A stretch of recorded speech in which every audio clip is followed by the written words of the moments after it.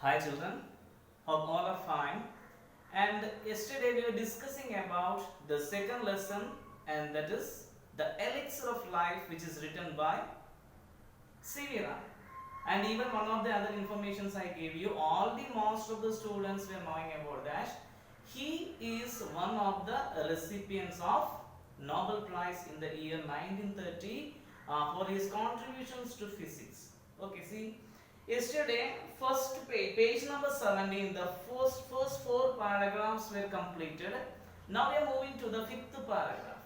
And before coming to the lines which is given in each paragraphs, I shall explain the theme of those paragraphs. Okay, listen. See. Paragraph number 5 in page number 18 says about rain-fed tanks. C.V. Raman says about rain-fed tanks. At the same time, he compares these rain-fed tanks to the eyes in a human face, and it is said in paragraph number 5. And in paragraph number 6, characteristic of color of water in rainfed tanks. And the color of the water in rainfed tanks, it may differ and due to the silt. And see, paragraph number 7, 8 and 9 are very important because in these paragraphs discuss about soil erosion, causes and prevention, and that is what we are going to discuss today. Page number 18, paragraph number 5. There is nothing which adds so much to the beauty of countryside as water, be just a little stream trickling over the rock or a little pond by the wayside where the cattle quench their thirst of an evening. And see, this water bodies, like ponds or what small waterfalls or streams, it gives beauty to the eyes. For example, visualize a waterfall or visualize the water flow in a stream, and it gives beauty to the eyes. Am I right? And that is what he says. These rainfed tanks or these water bodies give us beauty. Okay, see. There is nothing which adds so much to the beauty of the countryside as water, be it just a little stream tickling over the rocks or a little pond by the wayside where the cattle quench their thirst of an evening. The rainfed tanks that are so common in South India are less often so sadly neglected in their maintenance are a cheering sight when they are full. Actually, this is one of the most important sentences from this paragraph about rainfed tanks. Actually, these rainfed tanks are so common in South India, but the thing is that the author says that it is neglected. These tanks are neglected, and we are not giving any proper maintenance to the rainfed tanks. And see, the rainfed tanks that are so common in South India are less often so sadly neglected in their maintenance array, cheering sight when they are full. What is the cheering sight according to the writer? Rain-fed tanks when they are full is the cheering sight. And one of the questions which is asked in page number 22, the question number I should say now. Is it given or not? Just check it. I think it is not mentioned in the textbook, but at the same time, it is asked many times in the examination. What is the cheering sight cited by the writer or the author? What does it mean, the cheering sight? Rainfed tanks when they are full. Actually, once again, I tell you, this is one of the asked questions in the previous examination. Okay, see. So, underline this sentence. The rainfed tanks that are so common in South India and is often so sadly neglected in their maintenance are a cheering sight when they are full. They are of course shallow, but this is less evident since the water is silt laden and throws the light back and the bottom does not therefore show up. Actually, see, silt is there. This water contains silt. At the same time, silt laden and throws the light back. When light appears on this water now, it throws back. That is the reason we can't see the G, the bottom level of the rainfall tanks we can't see. They are of course shallow, but this is less evident since the water is silt laden and throws the light back, and bottom doesn't therefore show up. Why do we not able to see the bottom of the rainfall tanks? Because it is silt laden and the light throws back, and that is the reason why we cannot see the bottom of the rainfall tanks.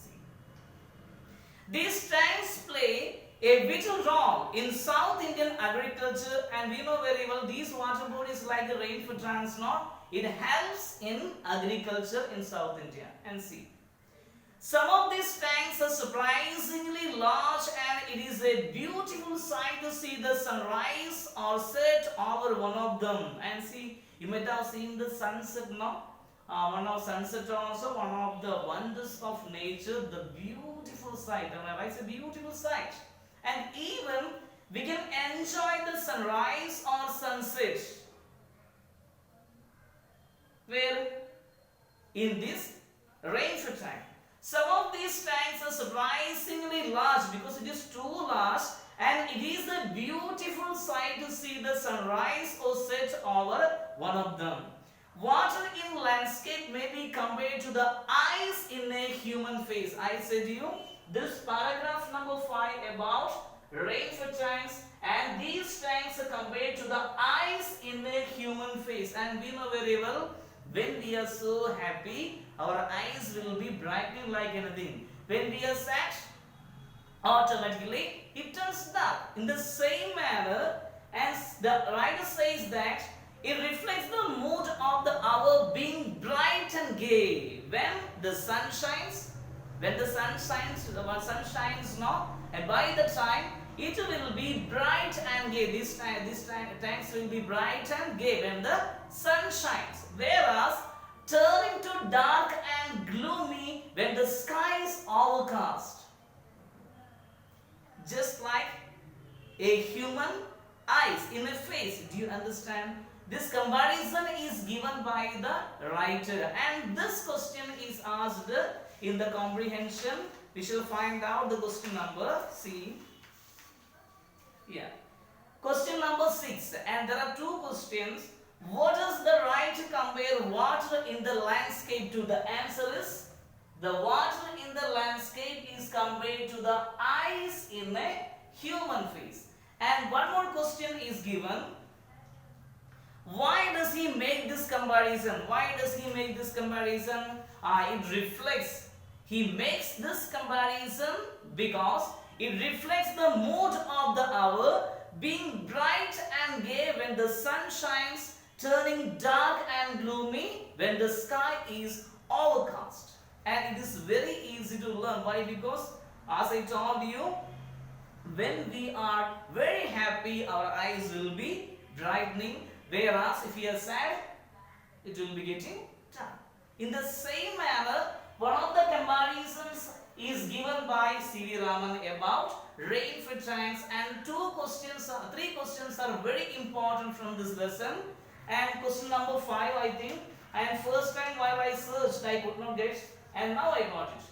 Question number 5, what is the cheering sight mentioned in paragraph 5? What is the cheering sight? The cheering sight mentioned in paragraph number 5 is the rainfall tanks when they are full. The cheering sight mentioned in paragraph number 5 is the rainfall tanks when they are full. Okay. Then another question, what does the writer compare water in a landscape to? The writer compares because does is used as a helping verb. So does plus compare become compares. The writer compares the water in a landscape to the eyes in a human face. Eyes in a human face. Easily we can remember that answer.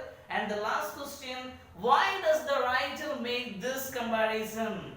The writer makes this comparison because it reflects the mood of the hour being bright and gay when the sun shines, getting or turning to dark and gloomy when the sky is overcast. It's very easy to learn.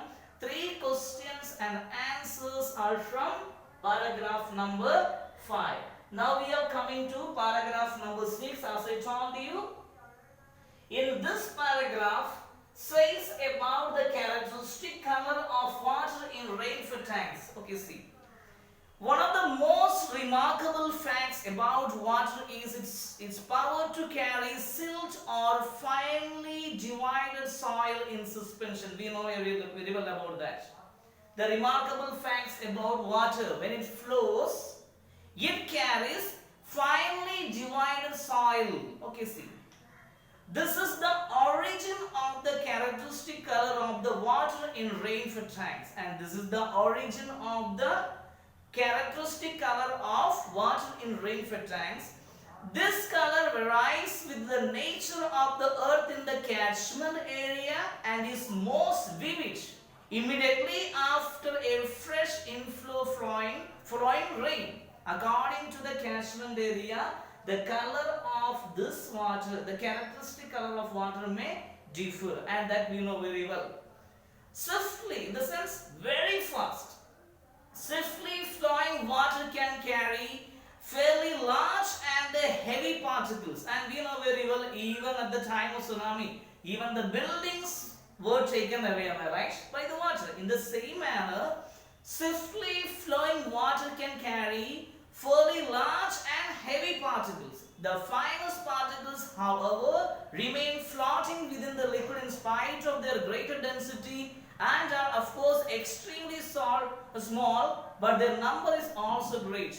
And even this flowing water, fast flowing water, can carry even large particles and heavy particles. And at the same time, the finest particles, however, remain floating within the liquid in spite of their greater density. And the particles which have the greater density now, it will be floating while it flows. And of course, extremely small, but the number is also great. And actually, mainly when the water flows, it carries finely divided soil along with the large and heavy particles. Okay, see, as I told you, the characteristic color of water, it may differ according to the catchment area. Now we are coming to the most important paragraphs, and they are paragraph number 7, 8 and 9. Why is it so? Because already in small classes, either maybe in 6th or 7th, you might have already learned about soil erosion, the causes and its preventions. Am I right? And that is what we are going to discuss in the next paragraphs. In the sense, paragraph number 7, 8 and 9. The flow of water has undoubtedly played a great part and a beneficial one in the geological processes by which the soil on the earth's surface has been formed from the rocks on its crust. Actually, the flow of water, it makes the crust, and we know very well. At the same time, due to heavy burst of rain, excessive rainfall, the topsoil may be taken away by the water, and that is what we call as soil erosion. We are coming to that point.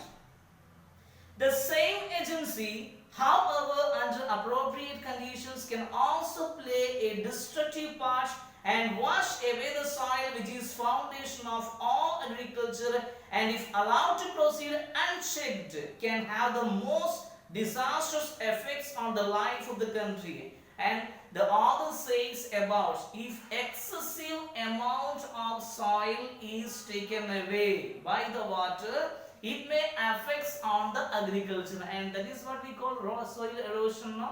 The topsoil is fertile, and due to the swift flow of water, this topsoil may be taken away, and automatically the fertility of the soil may come down, and it may affect on the agriculture, and that is the reason this problem, the soil erosion, must be checked or prevented. You see, the problem of soil erosion is one of serious important in various countries and especially in many parts of India.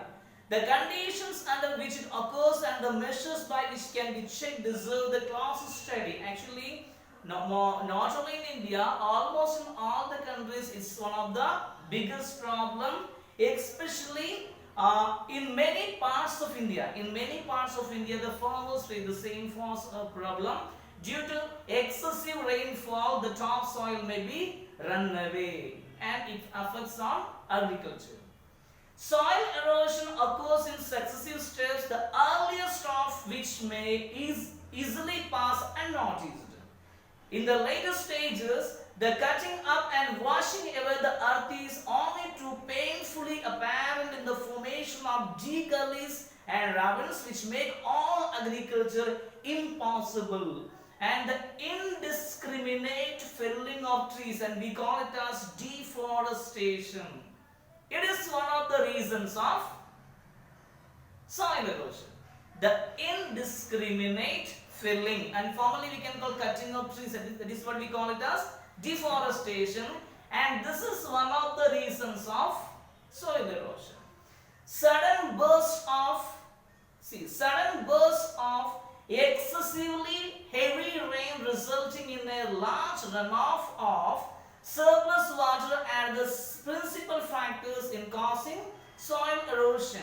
And see, two reasons said now. The cutting up and washing away of the earth is only too painfully apparent in the formation of gullies and ravines which make all agriculture impossible. Apart from that, sudden bursts of excessively heavy rain. Heavy rainfall is one of the reasons of soil erosion. It results in a large runoff of surplus water are the principal factors in causing soil erosion. Contributory causes are the slope of the land. Some of the other reasons are, the main reasons are deforestation, at the same time excessively sudden burst of rain. Heavy rain we can call.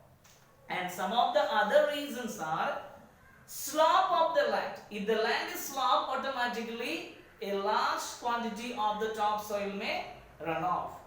And removal of the natural protective coat of vegetation, and formally you can see the grassy land now. If you remove such natural vegetative protection knot or vegetative coat knot, automatically there may be a chance for soil erosion. And the existence of ruts along with the water can follow with the rapidly gathering momentum and the absence of any checks to such flow. And if you want to prevent this, we should not remove the natural protective coat of vegetation, lest it may cause to create ruts. The meaning is given there. What is that ruts? Deep paths. And you can see after heavy rain now, the place where the water flew, you can see there a path, narrow path you can see there. That is what we call as ruts. Incredibly, large quantities of precious soil can be washed away if such conditions exist, as is unhappily too often the case. And see, these are the causes of soil erosion. And the first one, deforestation or indiscriminate felling of trees. Second one, excessively sudden burst of rain. Then slope of the land, removal of the natural vegetative coat of vegetation, natural protective coat of vegetation, and these are the common reasons of soil erosion. Now we are coming to the prevention. See, the menace which soil erosion presents to the continuance of successful agriculture is an alarming one in many parts of India. Menace, and this word has asked many times in the examination. The meaning of these words, not just like completion of the second pair, completing the second by seeing the first pair, one of the questions based on grammar part. And menace, the meaning of the word is threat, making fear. Menace, threat. See, urgently for attention and preventive action. Actually, in India, if we are unable to find out some of the what we call preventions to check this soil erosion, Indian agriculture may suffer.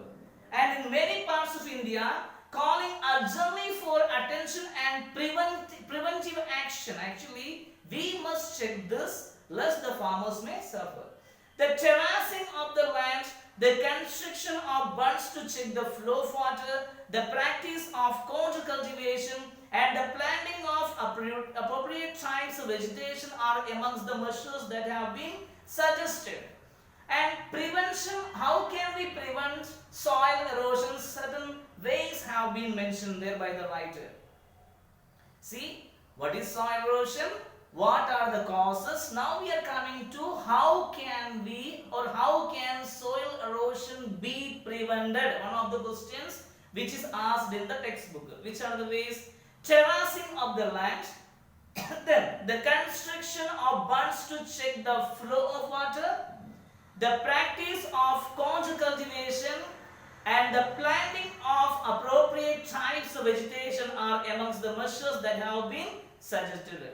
It is obvious that the aim should be to check the flow of water at the earliest possible stage before it has acquired any appreciable momentum and corresponding large destructive power. And before it get the large destructive power, we have to check it or prevent this problem which is called as soil erosion. And see, this 7th, 8th and 9th, as I told you, these paragraphs are about soil erosion, causes and the prevention. See, question number 8, 9, 10 and 11. Sorry, 8, 9, 10. What is the main cause of soil erosion? Already we discussed. What is that? Excessively sudden burst of rain and of course deforestation. What other factors add to the erosion of precious soil, slope of the land, removal of vegetative protective coat, and all those things we discussed.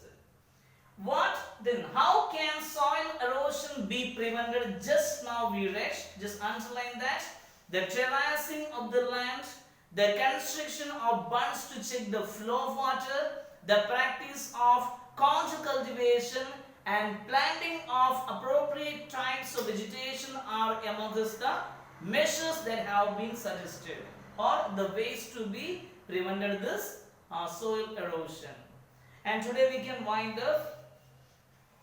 Just read all these paragraphs 5th, 6th, 7th, 8th and 9, because from these 5 paragraphs many questions may be asked. Okay, so read well, and the question answers based on these 5 paragraphs will be sent along with this video. Thank you.